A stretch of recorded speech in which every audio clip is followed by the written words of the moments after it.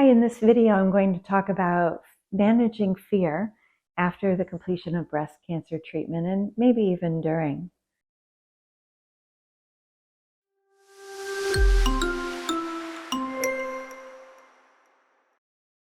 There are many things that people fear around the time of a diagnosis and afterwards. The most prominent one is, what's going to happen to me? Am I going to survive breast cancer? Fear of recurrence is so common, and the research on fear of recurrence has turned up some really interesting findings. Fear of recurrence does not actually correlate with the risk of recurrence. So you may have a very low risk of the cancer coming back, but very great fear about recurrence. And some people who have a very high risk of recurrence have very few fears.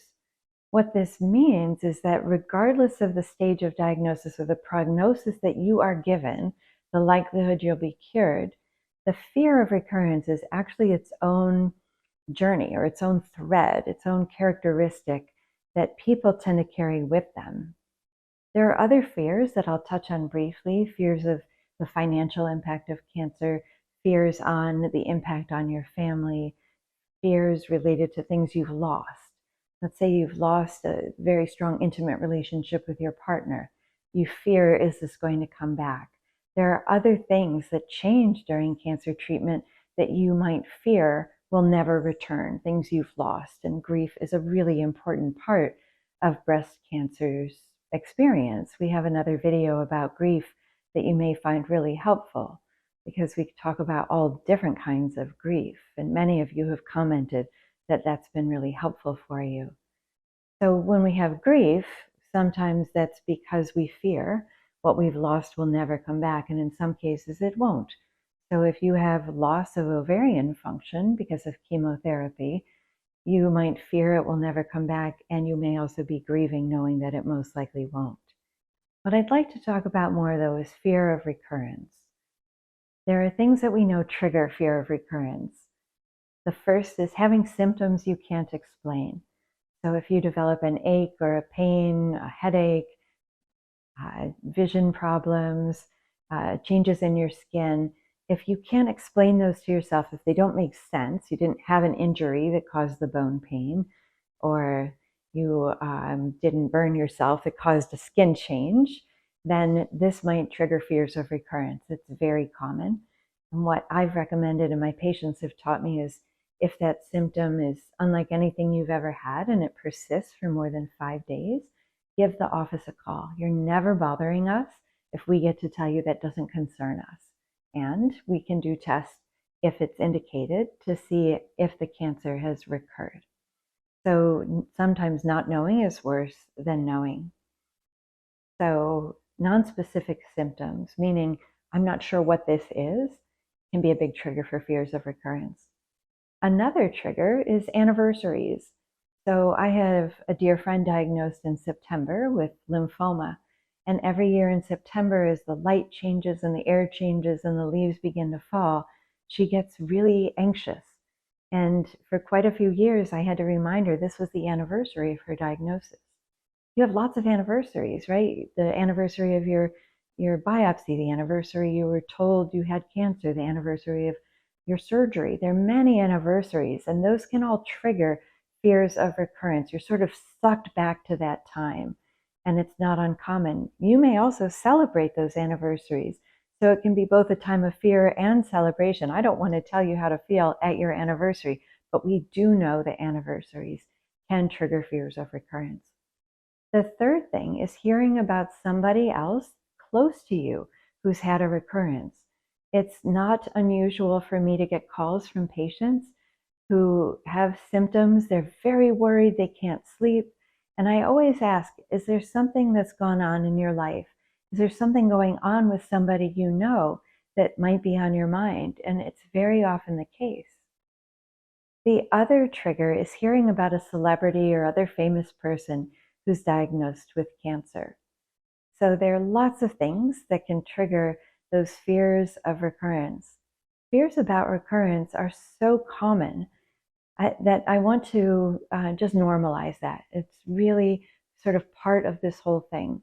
And the final thing that triggers fears of recurrence is when you're getting ready to go see one of the medical team, one of your doctors. And usually the night before, you start to notice things you haven't noticed and you start to worry. So I forgot that one, but that's a really important one. We see a lot of people getting really amped up the week before they have a doctor visit. They wonder, what's the doctor going to find that I don't know about? What surprise am I going to leave with? Especially if you were asymptomatic, you had no clue that you had breast cancer until somebody told you you did. You can see why you might be a little activated by a physician visit. So now I'm going to turn to ways my patients have taught me are helpful to manage fears of recurrence. A couple of them we've talked about before, but one thing you can do is write down your fears. There's something about taking all that swirling action and fear and dark thoughts and gloom and whatever color your thoughts are and putting them on paper. Letting yourself worry, letting yourself ask, what if? Don't block that. I know it might sound strange, but say, what if the cancer has come back? What if? And then writing out what you would do. You can do this with a good friend. You can do this with your medical team. Knowing that you can handle whatever comes, as much as you don't want it, knowing that you can handle it, that there's a plan to take care of you, can be very helpful in mastering your fears. The other thing that can be helpful is to set aside worry time.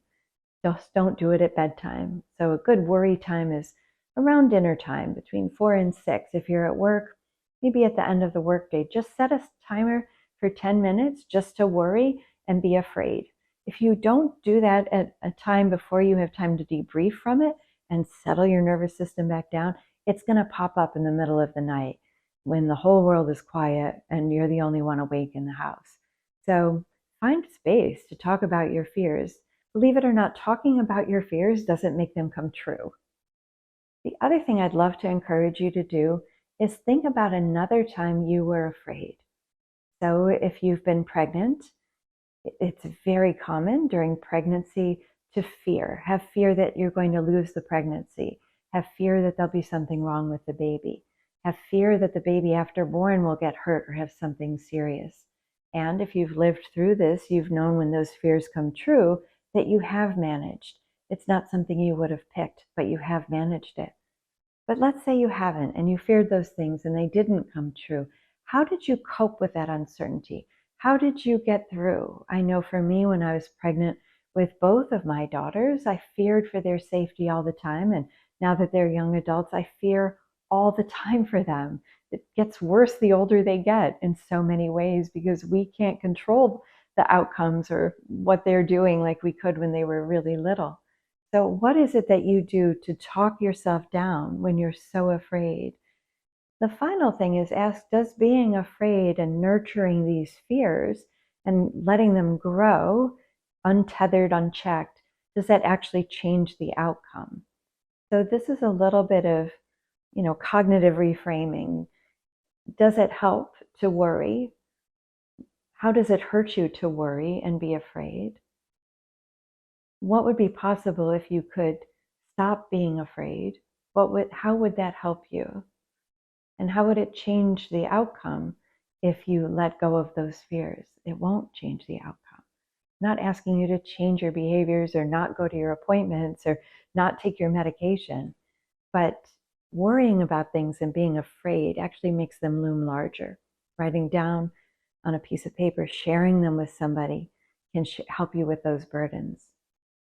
Then the final thing I want to close with is reach out for support. If you find that the fears are overwhelming, if you find that the fears are taking away joy in your life and that they've changed you, this is not something to suffer alone. Fear can become outsized, and we want to right-size it. We want to bring it down to where it may never go away. It may always be there, but right-sizing it so that it doesn't occupy every space of your life is something other people can help you with, whether it's a good friend, a counselor, somebody in your religious community, your medical team, a support group. Finding out how other people cope with their fears can be very helpful. I hope this has been helpful. If it has, click like and subscribe. If you have another way of managing your fear, drop it in the comments below. Share it with the Yerbba community. You can follow us on Instagram, and as always, go to yerbba.com to get your personalized report.